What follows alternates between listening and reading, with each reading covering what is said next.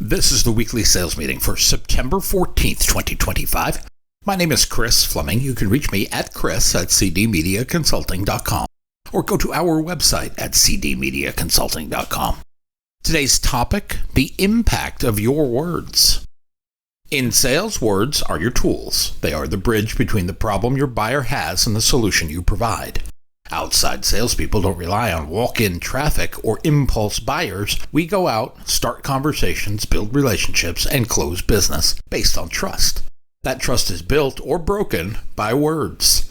Every sentence you speak in a meeting, every word you write in an email, every phrase you use in a presentation matters. Words shape how others see you. They shape how you see yourself. They shape the deal. This isn't only an idea, it is a fact backed by history, psychology, and real-world data. Words change minds. Words shape decisions.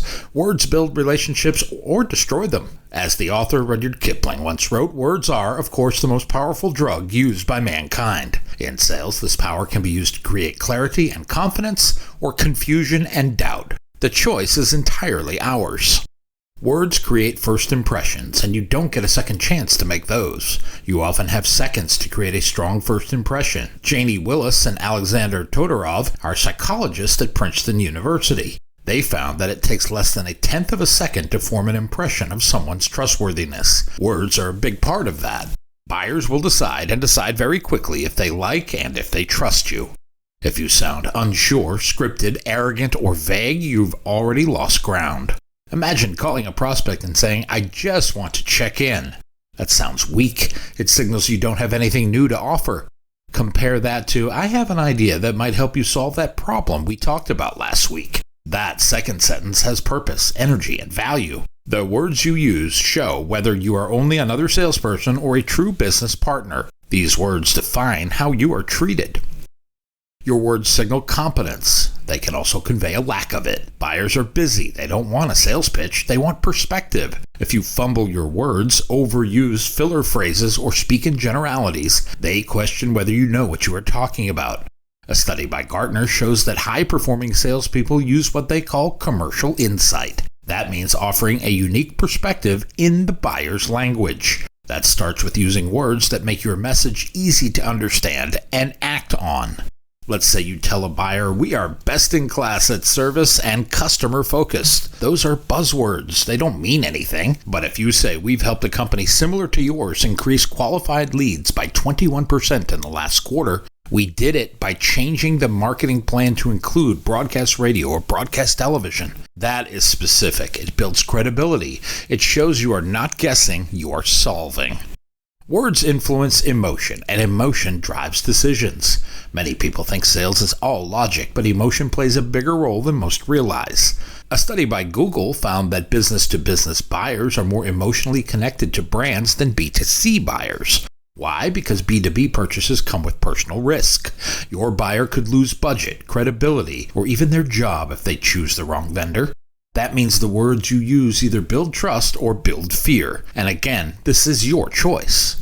When you say, "Let me walk you through this," you sound helpful. You are safe. When you say, "I'll show you why you're doing it wrong," you create tension, and tension creates resistance. Emotions can open doors or slam them shut. We are big fans of Chris Voss. He is the former FBI negotiator and now a corporate trainer. He is the author of Never Split the Difference. He teaches about labeling a person's emotion with words like, "It sounds like you're concerned about ROI," helping people feel understood. When people feel heard, they listen. Words shape the story, and people buy stories. Facts tell, but stories do the selling. People don't buy products, they buy what the products will do for them. That means every sales conversation is a story. If your words build a story that makes the buyer the hero and your solution the tool they need, you win.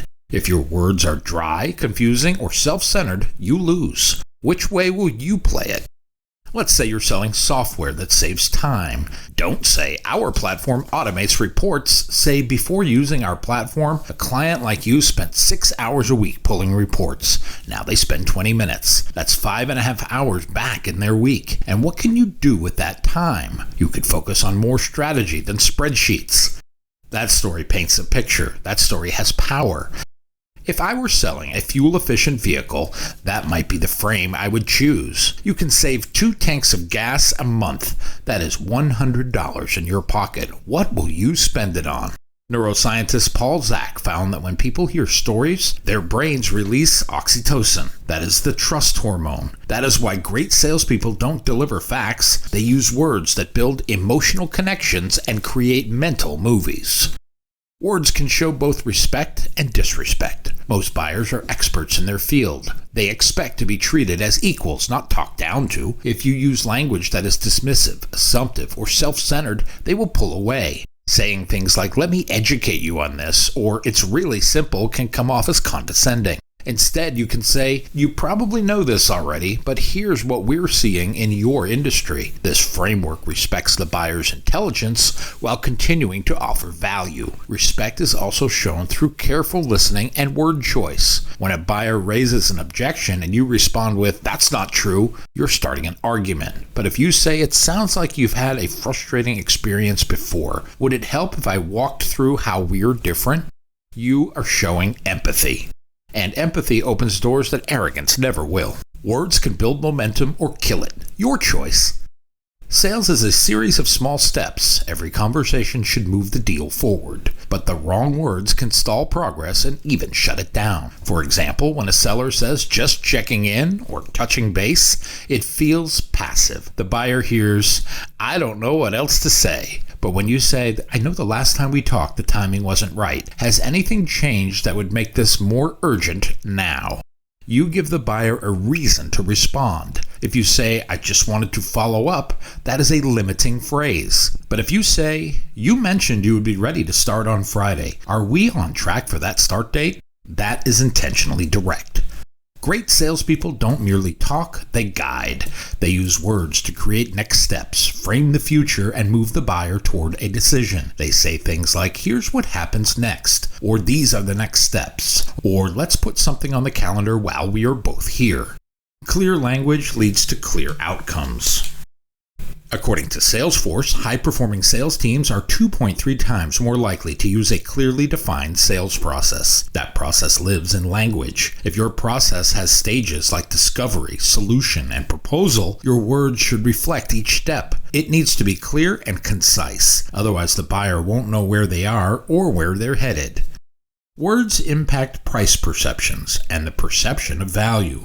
The words you use don't only describe value, they define it. If you describe your offer as cheap, affordable, or basic, you risk lowering the perceived value. And that is true even if the product has high quality. But if you use words like strategic, high impact, or investment, you shift the buyer's thinking. You're not selling a product, you are solving a problem.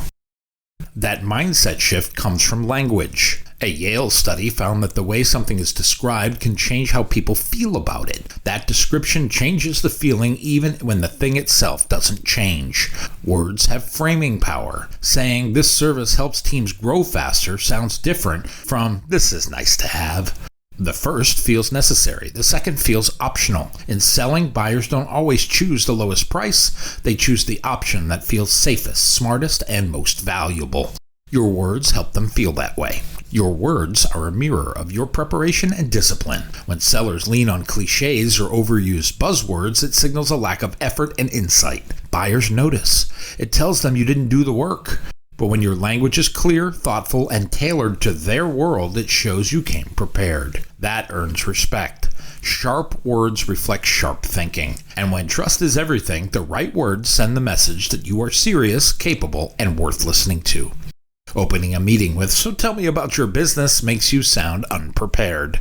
It puts the burden on the buyer. It signals you didn't do your homework. But saying, "I saw your company recently expanded into 3 new markets. How is that affecting your team's output?" shows you've done the research. It creates instant relevance and earns credibility. Buyers don't want to educate you, they want to be understood. The more specific your opening, the more permission you have to go deeper into a meaningful conversation. According to Salesforce, 78% of business buyers expect salespeople to be trusted advisors, not vendors. Trusted advisors come prepared. They do their homework, speak with purpose, and offer insight that adds value. Their words are intentional, not improvised. Every phrase we use signals that we understand the buyer's world and are ready to help navigate it. In B2B sales, trust isn't built by accident. It is built through thoughtful preparation and the kind of language that proves you've earned a seat at the table. Your words are remembered long after you leave. Here's the thing about words. They stick. Long after a sales call ends, the buyer remembers how you made them feel. And that feeling comes from the words you used. Did you speak with confidence or hesitation? Did you inspire or confuse? Did you leave them thinking, this is someone I want to work with, or this is someone I want to forget? Maya Angelou once said, people will forget what you said, people will forget what you did, but people will never forget how you made them feel. Your words create that feeling. They are the echo that lingers after the meeting ends. Make that echo a positive one. Once they leave your mouth, you can't get those words back. The danger of careless words is that they can't be undone. A joke that lands wrong, a comment that feels dismissive, an assumption that offends, these small mistakes can cause big problems. Buyers may not say anything in the moment, but they remember, and they rarely give you a second chance. That is why the best sellers choose their words with care. We rehearse, we practice, we reflect, we ask, what message will this word send, and what feeling will it leave behind? We don't rely on charm or winging it, we prepare to win.